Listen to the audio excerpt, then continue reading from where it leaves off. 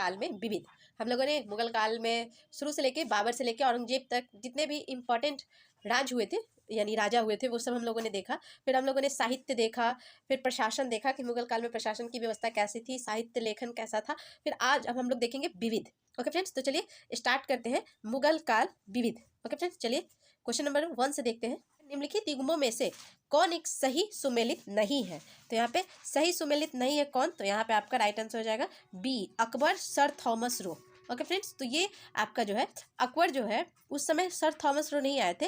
जहांगीर के काल में जो है जहांगीर का जब दरबार लगता था उस समय सर थॉमस रो आए थे। उनका काल था 1615 से लेके 1619 के बीच में आए थे कौन? सर थॉमस रो। और उस समय काल किसका था? तो उस समय जहांगीर का काल हुआ करता था, क्योंकि अकबर की मृत्यु जो है 1605 में हो गई थी। तो यहाँ पे आपका अकबर नहीं होगा। देखिए जहांगीर विलियम हॉकिंस, ये सही है, जहांगीर के टाइम में आए थे। शाहजहां टेवनियर और औरंगजेब मनुची, ये उसके शासन काल में आने वाले विदेशियों का कर्म है। ओके फ्रेंड्स, बाकी सब सही था, बी गलत था। यहाँ सर थॉमस रो जहांगीर हो जाएगा। चलिए नेक्स्ट देखते हैं क्वेश्चन। निम्नलिखित विदेशी यात्रियों में से किसने भारत के हीरो और हीरे के खदानों की विस्तृत रूप में चर्चा की है? तो यहाँ पे हीरे के बारे में कौन बताया है? तो यहाँ पे बी आंसर जो है वो राइट है, जया वेप्रिस्ट टेवरिनियर। ये जो है किसके काल में आया था? तो ये शाहजहां के काल में आया था 1605 से लेके 1689 ईस्वी में। ओके फ्रेंड्स, तो उस समय ये जो है आया था टेवरिनियर, तो उसने हीरो और हीरे के खदानों के बारे में विस्तृत चर्चा की है। चलिए नेक्स्ट देखते हैं क्वेश्चन। यह कथन किसका है कि अकबर के शासन काल में इलाहाबाद में 40 स्तंभ युक्त मंजिल के निर्माण में 5000 से 20,000 लोगों ने 40 साल तक काम किया था? तो ये कथन किसका है? तो यहाँ पे आपका मनुची है, टेवरिनियर है। तो इसको हम लोग ऑप्शन से भी छाट सकते हैं कि वो उसके काल का विदेशी यात्री नहीं था। यहाँ पे हो जाएगा विलियम फिंच, तो ये अकबर के काल में थे। तो यहाँ से आपका क्या हो जाएगा? तो विलियम फिंच जो थे इलाहाबाद स्थित पैलेस ऑफ 40 पिल्स के निर्माण में 40 वर्ष लगे और इसके निर्माण हेतु 5000 से 20,000 लोग ने काम किया था। ओके फ्रेंड्स, तो याद रखिएगा। नेक्स्ट है हमारा सूची 1 को सूची 2 से मिलाना है। तो यहाँ एक तरफ विदेशी है और एक तरफ उनके आने का क्रम है कि कौन कब है। तो यहाँ पे पहला है आपका हॉकिंस। तो हॉकिंस जो है वो आपका कब आया था? तो ये आया था आपका 1608 से 1611 इसका आने का क्रम रहा था। फिर है आपका टॉमस रो, तो ये आपके 1615 से 1619। फिर है आपका मनुची, तो मनुची जो है वो आए थे 1653 से लेके 1708। और रॉल्फ फिच जो है 1585 से 1586। ओके फ्रेंड्स, तो ये सही क्रम था। नेक्स्ट देखते हैं। निम्नलिखित मुस्लिम शासकों का सही कालानुक्रम नीचे दिए गए कूट से चुनिए। तो यहाँ पे आपको बताना है कि कौन सबसे पहले काम किया, उसके बाद किसका काल रहा, फिर किसका काल रहा। तो यहाँ पे देखते हैं। तो यहाँ सबसे पहले जो है वो काल रहेगा जहांगीर का, यानी 1 नंबर पे ये चले जाएंगे। जहांगीर के बाद आते हैं आपके मोहम्मद शाह, फिर आपके आते हैं अहमद शाह अब्दाली, और फिर 4th नंबर में आता है आपका बहादुर शाह द्वितीय। यानी यहाँ पे राइट आंसर जो है वो आपका सी हो जाएगा। चलिए नेक्स्ट देखते हैं क्वेश्चन। निम्नलिखित 4 बाहरी आक्रमणों को कालानुक्रम व्यवस्थित करें एवं नीचे दिए गए कूट से सही उत्तर ढूंढें। तो यहाँ पे व्यवस्थित करना है, तो चलिए इसको व्यवस्थित करते हैं। तो यहाँ पे आपका जो है सही जब मिलाइएगा तो यहाँ सबसे पहले जो है वो आएंगे चंगेज खां। ओके फ्रेंड्स, तो चंगेज खां, ये उसके बाद आक्रमण सेकंड जो है वो आपका आ जाएगा तैमूर का। फिर किसने आक्रमण किया? तो उसके बाद आते हैं नादिर शाह, और फिर 4th नंबर पर अहमद शाह अब्दाली। ओके फ्रेंड्स, तो ये उनका कालानुक्रम है आक्रमण के टाइम का। तो यहाँ से हम लोग याद रखेंगे। तो यहाँ राइट आंसर आपका हो जाएगा सी। निम्नलिखित में कौन कथन सत्य है? यहाँ पे आपको सत्य कथन पहचानना है, कौन सा कथन सत्य होगा। तो यहाँ पे बोल रहा है अहमद शाह अब्दाली ने पानीपत का तृतीय युद्ध लड़ा। तो ये तो आपका सही है कि 1761 में आपका तीसरा युद्ध हुआ था अहमद शाह अब्दाली और मराठों के बीच। तो यहाँ से ये सही है। फिर है बाबर ने दिल्ली सल्तनत की स्थापना की। तो ये आपका गलत हो जाएगा। फिर है शाहजहां ने उत्तराधिकारी का युद्ध लड़ा। तो ये भी आपका गलत है। और जहांगीर सौंदर्य तथा प्रकृति का प्रेमी था। तो ये सही, यानी 1 और 4th जो है वो आपका सही, यानी सी यहाँ पे बिल्कुल राइट आंसर हो जाएगा। क्वेश्चन है आपका निम्नलिखित घटनाओं और ईस्वी को सुमेलित कीजिए। तो यहाँ पे आपको फिर मैच करना है। चलिए तो देखते हैं यहाँ पे कौन सा राइट आंसर बनता है। तो नादिर शाह द्वारा दिल्ली में कत्लेआम, तो यहाँ पे आपका राइट आंसर जो हो जाएगा वो हो जाएगा 1739। नेक्स्ट है बाबर और इब्राहिम लोदी के बीच पानीपत की पहली लड़ाई। तो ये आपका 1526। हेमू और अकबर के बीच पानीपत की दूसरी लड़ाई, ये 1556। और फिर अहमद शाह अब्दाली और मराठों के बीच पानीपत की तीसरी लड़ाई 1761। तो यहाँ तो बिल्कुल आसान था, सबको मैच कर लेंगे, बिल्कुल सही सही। हेमचंद्र विक्रमादित्य भारतीय इतिहास में किस नाम से जाने जाते हैं? तो ये हेमू को बोला जाता था, हेमचंद्र विक्रमादित्य। चलिए नेक्स्ट देखते हैं। भारतीय गौरव यश का अंतिम सूर्य किसके लिए प्रयुक्त हुआ? तो यहाँ पे आपका हो जाएगा पृथ्वीराज जो थे उनके लिए ये शब्द जो है वो यूज हुआ है, भारतीय गौरव या यश का अंतिम सूर्य। तो वीएन लूनिया जो है उनके अनुसार चौहान शासक पृथ्वीराज चौहान अपने समय का सबसे महान एवं यशस्वी वीर सम्राट था, और इसलिए इन्हें जो है भारतीय यश का अंतिम सूर्य, the sun last of India glory कहा गया है। ओके फ्रेंड्स, चलिए याद रखिएगा वीएन लूनिया के द्वारा ये कथन जो है वो कहा गया है। चलिए यहाँ पे निम्नलिखित को सुमेलित कीजिए, फिर इसको मिलाना है। पानीपत का तृतीय युद्ध, ये आपका 1761। फिर है आपका तराइन का दूसरा युद्ध, तो तराइन का दूसरा युद्ध जो है वो आपका कब हो जाएगा? तो ये हो गया आपका 1192। फिर है आपका अकबर की मृत्यु, तो ये आपकी कब हुई थी? 1605 तक। और औरंगजेब की मृत्यु जो है वो 1707 में। ओके फ्रेंड्स, तो ये सही क्रम था। नेक्स्ट है फिर सूची 1 को सूची 2 से मिलाना है। चलिए यहाँ पे हल्दी घाटी का युद्ध, तो ये आपका किससे मैच हो जाएगा? तो ये अकबर से मैच हो जाएगा, हल्दी घाटी का युद्ध। तो अकबर और राणा प्रताप के बीच में ये युद्ध हुआ था जिसमें अकबर विजयी हुआ था। नेक्स्ट है हमारा बिलग्राम का युद्ध, तो बिलग्राम का युद्ध जो है वो हुमायूं और शेरशाह के बीच में हुआ था। चलिए नेक्स्ट है खुसरो का युद्ध, तो ये हुआ था आपका जहांगीर। और खानवा का युद्ध जो है ये बाबर के द्वारा लड़ा गया था। नेक्स्ट है निम्नलिखित युद्धों का सही कालानुक्रम, यहाँ पे भी आपको व्यवस्थित करना है। पानीपत का तृतीय युद्ध 1761। हल्दी घाटी का युद्ध जो है वो कब हुआ था? तो ये 1576 में। तराइन का द्वितीय युद्ध 1192 में, और असीरगढ़ का युद्ध 1601 में। नेक्स्ट है निम्नलिखित में से कौन सी जोड़ी मुगल एवं मराठा कालीन युद्ध तथा वर्ष सुमेलित है? तो यहाँ पे आपका राइट आंसर जो है वो हो जाएगा सी, हल्दी घाटी का युद्ध 1576, ये आपका सही है।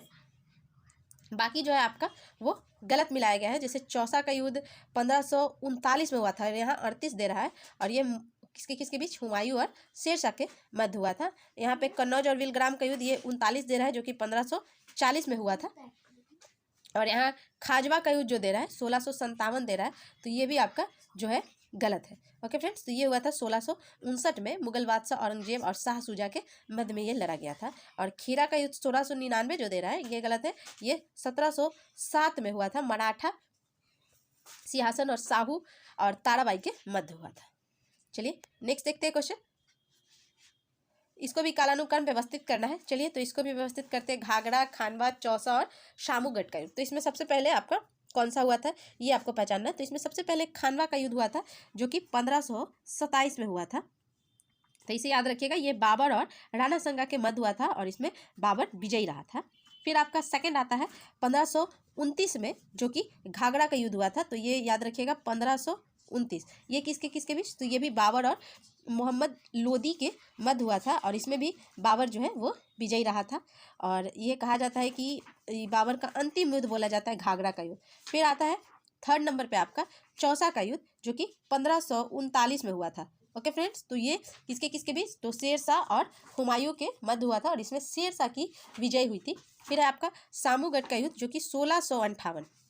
ओके फ्रेंड्स, ये 1658 में हुआ था, औरंगजेब और मुराद की संयुक्त सेनाओं के द्वारा एवं दारा सिकों के मध्य हुआ था, यानी औरंगजेब और दारा सिकों के मध्य हुआ था, जिसमें दारा सिको जो है वो पराजित हो गया था, यानी कि किसकी विजय हुई थी? औरंगजेब की। 1658 में शामूगढ़ का युद्ध, यानी अब तो याद हो जाएगा, सबसे पहले 2 आएगा, उसके बाद फिर हमारा आता है घाघरा का युद्ध, उसके बाद चौसा का युद्ध और फिर शामूगढ़ का युद्ध। ओके फ्रेंड्स, चलिए नेक्स्ट देखते हैं क्वेश्चन। निम्नलिखित युद्धों पर विचार कीजिए तथा उन्हें उनके कालानुक्रम में व्यवस्थित कीजिए। चलिए तो यहाँ पे आपका चंदेरी का युद्ध, तो सबसे पहले आपका चंदेरी का युद्ध 1528 में आता है। उसके बाद आपका आता है चौसा का युद्ध जो कि कब होता है? 1539 में। फिर थर्ड नंबर में आएगा हम लोगों का कन्नौज का युद्ध 1540, और तालीकोटा का युद्ध 1565 में। ओके फ्रेंड्स, तो ये आपका सही कालानुक्रम बनेगा, यानी बी बिल्कुल यहाँ पे राइट आंसर हो जाएगा। निम्नलिखित में कौन सही सुमेलित नहीं है? तो यहाँ पे जो सही नहीं है उसको बताना है। तो बाबर खानवा का युद्ध, ये तो सही है। हुमायूं चौसा का युद्ध, ये भी सही है। अकबर हल्दी घाटी का युद्ध, ये भी सही है। जहांगीर बल्ख का युद्ध जो दिया है ये आपका गलत है, यानी डी यहाँ पे राइट आंसर हो जाएगा। तो बल्ख का युद्ध जो है 1646-47 के बीच हुआ था और ये शाहजहां के काल में हुआ था। ये 3 गो सही है, लेकिन यहाँ पे जहांगीर जो है ये आपका गलत है, ये शाहजहां के काल में होगा। अता अली खां किसका नाम था? तो यहाँ पे अता अली खां जो थे ये किनका नाम था? तो ऑप्शंस आपको दिख रहे होंगे। तो यहाँ पे देखिएगा तो अबुल फजल, अबू फैजी, टोडरमल, आदम खां, इनमें से कोई नहीं। तो यहाँ पे आपका ई हो जाएगा, क्योंकि अता अली खां जो है इन तीनों चारों ऑप्शन में से किन्हीं का नाम नहीं है। तो ये तानसेन का प्रारंभिक नाम रामतनु पांडे था और इस्लाम धर्म में धर्म प्रवर्तन के पश्चात उनका नाम अता अली खां हो गया था। यानी अकबर के दरबार में तानसेन जो थे संगीतकार थे, उन्हीं का नाम था अता अली खां। ओके फ्रेंड्स, तो यहाँ से याद रखिएगा। चलिए नेक्स्ट देखते हैं क्वेश्चन। फिर यहाँ पे सूची 1 को सूची 2 से आपको मिलाना है। तो यहाँ पे है इक्ता जागीर।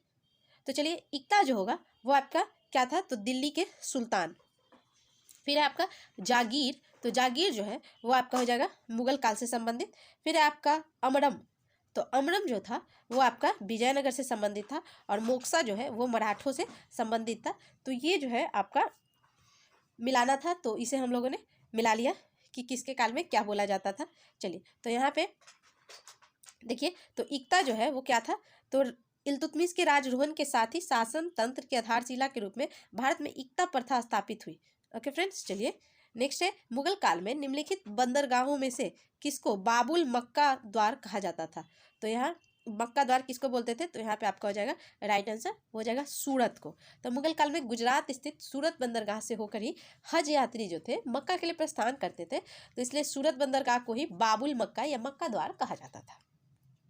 चलिए नेक्स्ट है मुगलों में नौरोज का त्यौहार लिया, तो यहाँ पे हो जाएगा पारसियों से। तो ये नौरोज जो है वो ईरान जो कि फारस कहा जाता है, तो यहाँ पे एक राष्ट्रीय त्यौहार था और यह 19 दिनों तक मनाया जाता था। मुगल काल में इसका बहुत महत्व था। इसे मनाने के लिए बहुत पहले से ही व्यवस्था की जाती थी। अब्दुल कादिर बदायूनी ने इसे नौरोज ए जलाली की संज्ञा दी थी, याद रखिएगा। मुगल काल में जिस मदरसे में मुस्लिम न्याय शास्त्र की पढ़ाई में विशिष्टता हासिल की वह स्थित था, तो वो कहाँ था? तो ये आपका लखनऊ में था। यहाँ पे आपको क्या करना है? तो इसे भी सही उत्तर कूट भाषा से ही देना है, यानी इसको भी आपको सजाना है। तो चलिए इसको सजाते हैं। तो सबसे पहले इसमें से कौन आएगी? तो यहाँ देखेंगे तो यहाँ सबसे पहले आती है पद्मिनी। उसके बाद देखिएगा तो उसके बाद आपकी आती है दुर्गावती। फिर आपके 3rd नंबर पे आपकी ताराबाई और 4th नंबर पे आपकी अहिल्याबाई। तो ये सब पद्मिनी जो थी वो राणा रतन सिंह की पत्नी थी और यहाँ से याद रखिएगा। फिर आपके पास दुर्गावती जो है, तो दुर्गावती गोंडवाना हिंदू राज्य की युग शासिका थी, तो ये भी याद रखिएगा। फिर है आपका अहिल्याबाई और ताराबाई। तो ताराबाई और अहिल्याबाई, तो ताराबाई मराठा छत्रपति राजा राम की पत्नी थी और अहिल्याबाई जो है वो आपकी मराठों की होलकर वंश की शासिका थी। तो होलकर वंश इंदौर पर काबिज था, ये भी याद रखिएगा। तो ये चारों याद रखिएगा। चलिए नेक्स्ट देखते हैं। निम्नलिखित में कौन एक सही सुमेलित है? तो यहाँ पे आप देखिए कौन सही सुमेलित है। तो यहाँ आपका दिल्ली अब्दुल रहीम खाने खाना का मकबरा, ये आपका सही है। देखिए आगरा औरंगजेब का मकबरा, ये गलत है। फतेहपुर सीकरी एतमादुद्दौला का मकबरा, ये भी गलत है। ये आपका फतेहपुर सीकरी में किसका है? तो यहाँ पे आपका हो जाता है अकबर का। फिर खुलदाबाद शेख सलीम चिश्ती का मकबरा, ये तीनों आपका जो है वो गलत है, एक ही सही है। अब्दुल रहीम खाने खाना का मकबरा कहाँ था? तो ये आपका दिल्ली में था। ओके फ्रेंड, चलिए नेक्स्ट देखते हैं क्वेश्चन। भारत के सांस्कृतिक इतिहास के संदर्भ में निम्नलिखित कथनों पर विचार कीजिए। तो यहाँ पे आपको जो है बताना है कौन सा सही है। तो पहला देखते हैं, फतेहपुर सीकरी स्थित बुलंद दरवाजा तथा खानकाह के निर्माण में सफ़ेद संगमरमर का प्रयोग हुआ है। और सेकंड है, लखनऊ स्थित बड़ा इमाम बाड़ा और रूमी दरवाजा के निर्माण में लाल बलुआ पत्थर और संगमरमर का प्रयोग हुआ है। तो यहाँ पे दोनों जो है आपका गलत है।